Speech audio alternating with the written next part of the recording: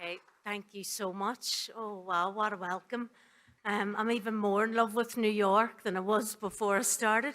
Um, Good afternoon to you all, particularly to our distinguished guests, New York State Controller Tom DiNapoli, New York legislators, including Assemblyman Mike Cusick, President of the American Irish Legislators Society of New York, Assemblywoman Amy Paulin, Assemblyman Mike Fitzpatrick, as well as Senator Tim Kennedy, Counsel General Helena Nolan and husband Sammy, former New York Speaker Christine Quinn, and Connor Martinez, Head of Community Affairs for the City, and delighted to have you here today as Mayor Eric Adams' representative. I am really humbled, honoured and totally overwhelmed to stand here before you as recently appointed Mayor of Belfast, and this is my first international engagement. It's also my first time to America and to New York, so there's a lot of firsts. Thank you. I've had such a fabulous welcome to the city. It's been so warm, the vibrancy, you can feel the energy in this place, and it's infectious. It's amazing to be among friends today who have tirelessly supported our city over many years. Belfast is a city I absolutely cherish, and it's one that demonstrates on a daily basis that change is possible. I can't express how much I appreciate you committing your time to be here this morning, and I know that most of you have made considerable journeys to join us, and it's so deeply appreciated.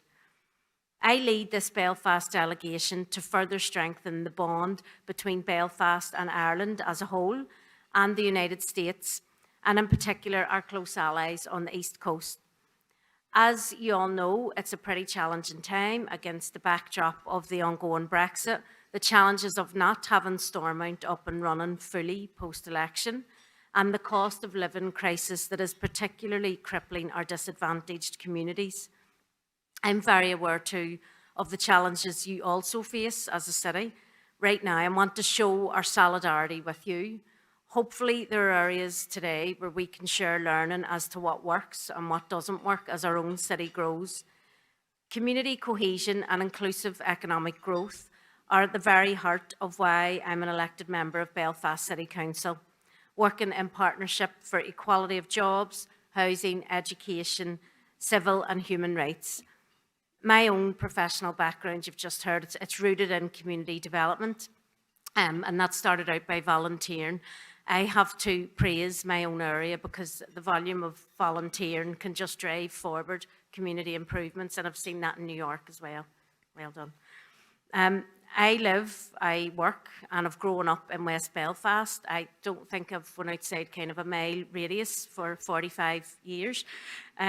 But I have a strong desire to see Belfast reconnected, to see truly shared prosperity and to move into a new phase of peace, including around our interface areas.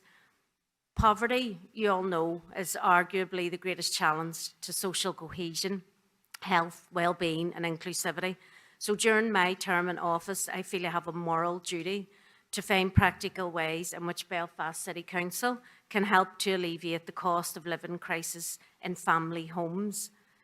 Belfast is a compact, historic place. Our city's influence and achievements far outweigh its size, but it's a city that has been undoubtedly fractured. We're working to deliver a bolder vision for Belfast, reconnecting our communities by creating cleaner, greener, safer urban walking and community spaces, and hopefully bringing together both our two main communities and our newly arrived citizens. Belfast is also home to a massive, vast pool of untapped potential and young talent. And I have to say, our young people are incredibly resilient, having grown up in an area that has faced its challenges. But we need to help that generation to find practical pathways into employment in our key growth areas and ensure that Belfast is the place where they want to stay. It's nice for them to go visit in other places, but we do like them to return. Belfast City Centre, it could become a major hub for social housing in the next decade, as well as a centre for our students from our two world-class exemplary universities. The potential for population growth and city centre living, it's tangible, it's within touch and distance. You may have noticed as well that I committed to being a mirror for all, and that means reaching out. That means being at events which are important to all the citizens of Belfast, and I will attend those events with a genuine desire to be part of that celebration. It also means taking risks, and I feel as leaders we need to take risks in Belfast to make the city better for all. The areas of deprivation in and around Belfast, regardless of community background, share more similarities than differences. We can recognise difference respectfully whilst working towards common social and economic goals. It really is time for Belfast now just to grasp the opportunities which are in front of us today. This event provides an incredible, valuable platform for us to share our city ambitions with you and how we're continuing to grow and thrive in the face of adversity. We welcome this opportunity to reconnect with old friends, to make new friends, but critically to set out where we believe we can work with you in the United States to create opportunities for investment, boost inclusive economic growth, and achieve mutual benefits. We've cooperated on so many levels where we have a rich and long-standing connections across culture, heritage, powerful family connections, music, tourism and education. In fact, I saw that thriving here in New York, the celebration of Irish culture and identity. And now that Belfast has achieved peace, we have so much more to bring to the table, including making sure that that peace is here to stay. One of the most positive outcomes of peace in Belfast is that it's a city which is now rich in cultural diversity. And I hope to use my year in office to shine a light on the vibrancy of Belfast diversity and to celebrate the cultural fabric of a city which has altered dramatically over the past 25 years. Belfast is now a must-see tourist destination.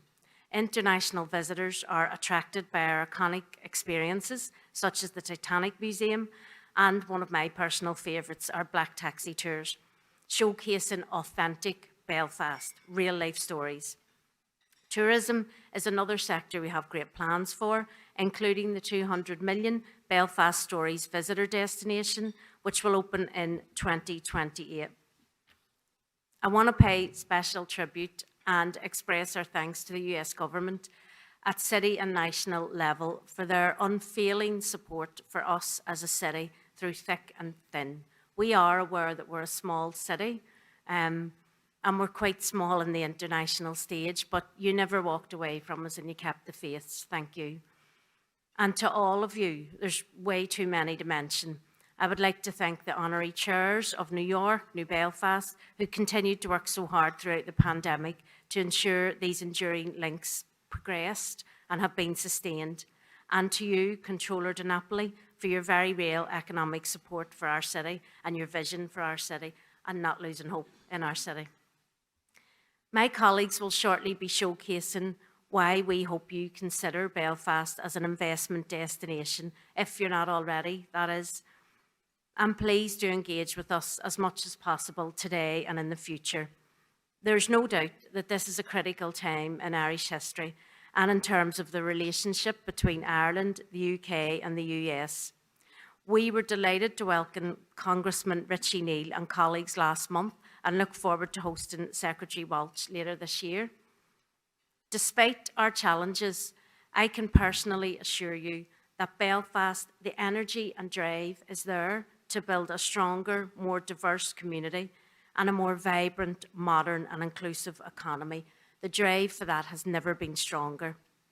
You have stuck by us across all of these years and we're eternally grateful for your support and friendship. There is simply no option for Belfast to regress into the years which caused untold damage. We can't do that on our next generation coming forward. We know our future's bright, but now's really our time for taking our rightful place on the global stage. I look forward to meeting many of you personally today during and after this special event, but I would also like to thank Martin O'Miller and his fantastic team for organising the event, and once again for staying committed to Belfast and for having a vision for our city. There's great potential. we can only flourish, but we do need to do it for our next generation. Gur míle mí agat.